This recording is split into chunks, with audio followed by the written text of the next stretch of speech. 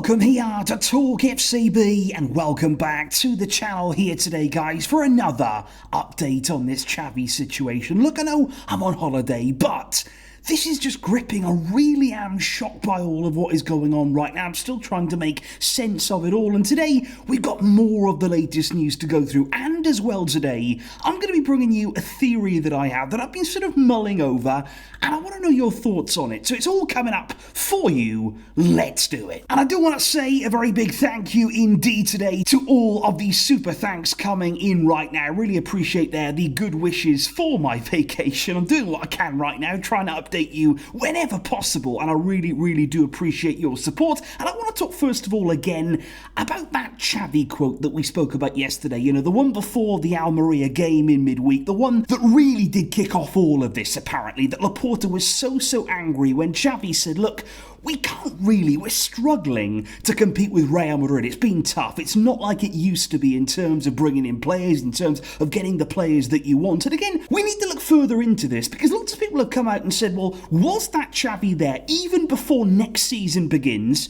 Was he being too negative? Was he saying, even before the season starts, even before we go into the summer transfer window, was he there saying, we're going to find it difficult to match Real Madrid? And is that acceptable, really, for a Barcelona coach to say that so early on here? Even if it may be the truth in terms of our financial and fair play situation, should you, as the Barca coach, come out in that manner? Other people as well have sort of said about this, was he taking shots at the board in what he said there about bringing players in, about getting the players that you want, getting the players that you need, that doesn't really happen the way that it used to do? Was that Xavi there ultimately saying, in a kind of masked way, I'm not getting what I want, I'm not going to be able to get what I need in terms of the players coming in this summer? And did the board not really like that, to be so publicly critical maybe of what they are providing him with? Maybe the board feel as though they've given Xavi plenty of players, plenty of requests have been granted from him. These are all questions that are swirling around. But what I would say right now, again, looking at this one quote here, if this was the quote that caused all the trouble, that really upset Laporta and the Barca board, what I would say, there is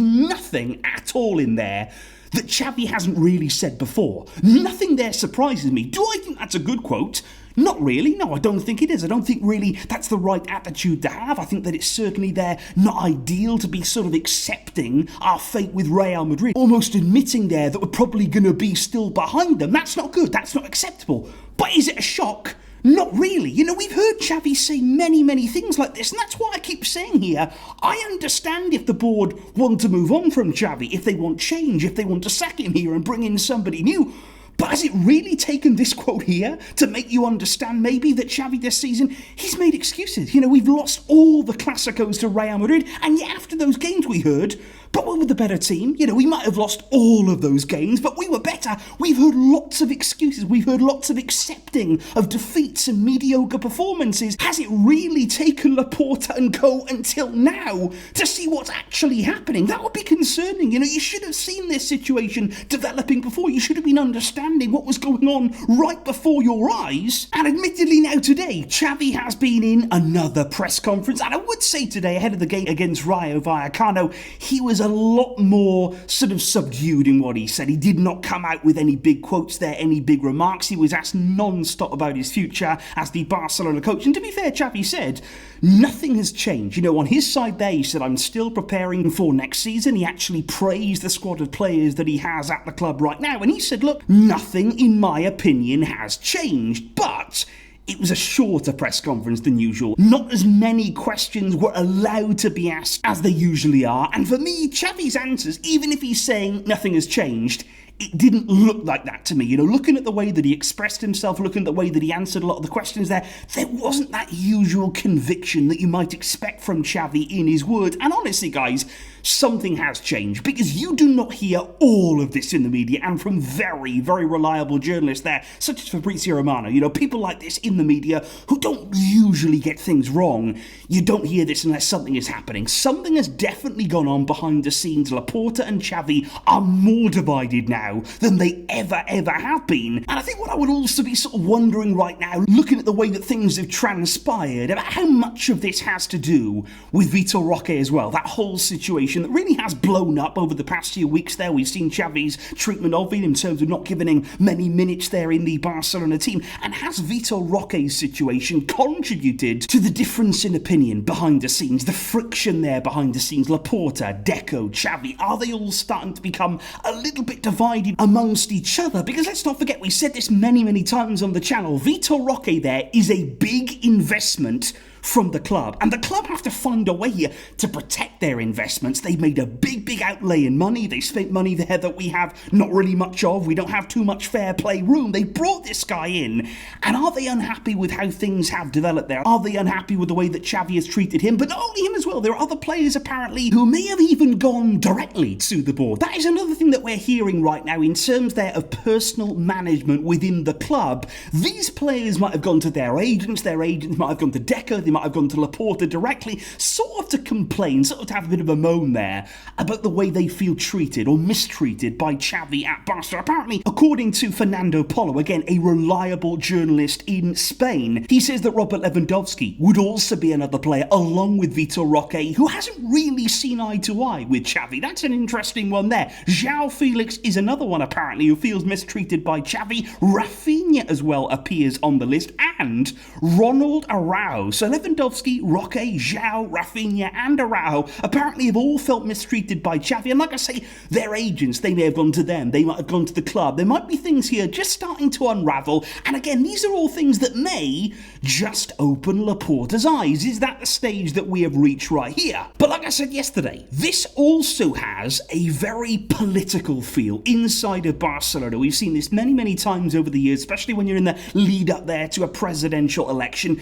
There's lots at stake. There's lots of different things playing out before our eyes here. And like we spoke about yesterday, there's been rumours in the media about a vote of no confidence motion there against Laporta. Fans there, Barcelona fans, rising up, wanting him out of power, wanting to bring forward an election. And of course, that vote there would most likely be led by Victor Font. He would be Laporta's closest opposition right now. And what we also know is that Victor Font's camp is actually quite close to Xavi, quite close there to Xavi's entourage. The two of them still speak. They're certainly on pretty good terms, because do not forget that when Victor Font wanted to take over as the Barcelona president there, he ran against Laporta, of course, and his entire campaign, it was Xavi. That's all that he wanted there. He wanted Xavi as the figurehead of his project.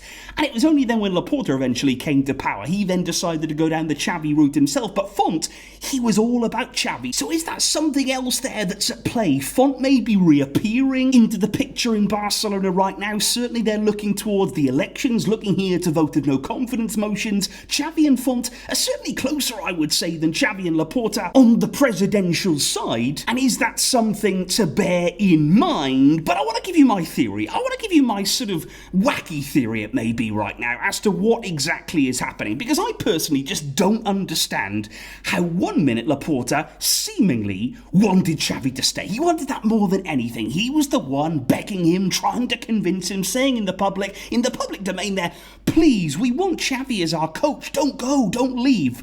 Now, my theory is, and what about this here, if Joan Laporta never actually wanted Xavi to stay, that's the only way here that this can all be explained, because there's no other explanation as to why his opinion could change so quickly. From 1 minute being desperate to keep him, and now to actively wanting to sack him. What if Laporta never really actually intended for Xavi to stay? What if, in my opinion here, throughout all of these months here, when Barca have been playing, when Barca have been winning at times, what if Laporta, after Xavi had said, I'm going, what if he's just been coming out, in the public eye, in the media, saying, oh, we'd love Xavi to stay on, just to make sure that he's covering all bases. Xavi said that he was going to go, that he was going to leave. That was the end of it. He is leaving at the end of the season. And then what if Laporta thought, well, I'll just make sure here that I'm making myself popular with all people that want Xavi to go because he is going. And I also want to make sure I cover myself there with people that maybe wanted Xavi to stay. I'll say,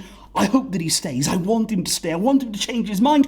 But what if Laporta never actually thought Xavi would go back on his word? What if Laporta actually never believed that he would change his mind, that he would stay at the club? And suddenly then, when Xavi out of nowhere really said, oh, I will stay. Actually, I'm going to go back on my word. I'm not leaving at the end of the season. Barca don't need change anymore.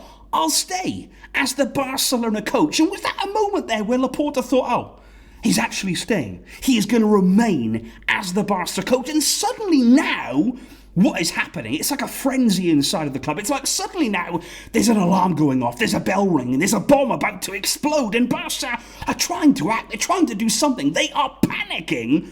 Why? How has all of this changed? How could all of this change so quickly if Laporta really did want to keep Xavi? If he really and truthfully wanted him to remain the Barcelona coach, how on earth could this change so fast? It couldn't, in my opinion. It simply could not happen. So how do we explain that, guys? That is what we have to discuss. That is what we have to look into and try and find the answers. But what do you make there of that theory? What do you make? Do you have your own theories? Do you have your own ideas about what on earth is going on right now? Because something is happening inside of the club. And let's see where on earth we go next. I will catch you soon with all the latest updates. Whenever I can, whenever I'm free, I will be here with you guys. Thank you indeed for your patience, for all of your support, and I will see you soon. Let me know those thoughts down below, but until next time, as always, Vejska, El Barça.